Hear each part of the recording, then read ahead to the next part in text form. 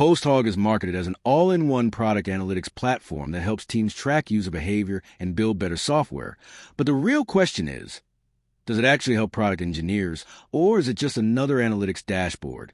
Now, to be fair, PostHog has gained a strong reputation among developers and product teams.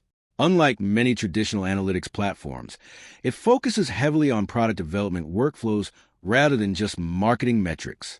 What it does well: excellent product analytics. PostHog makes it easy to track user actions, funnels, retention, and feature adoption without requiring a huge analytics team. Built for engineers. This is one of its biggest strengths.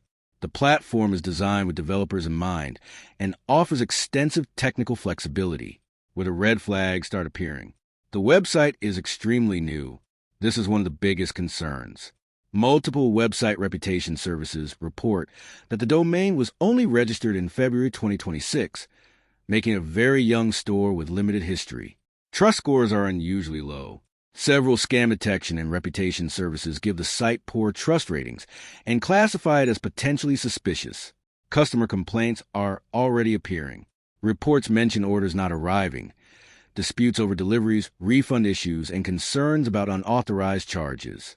So, is howtothomas real or fake?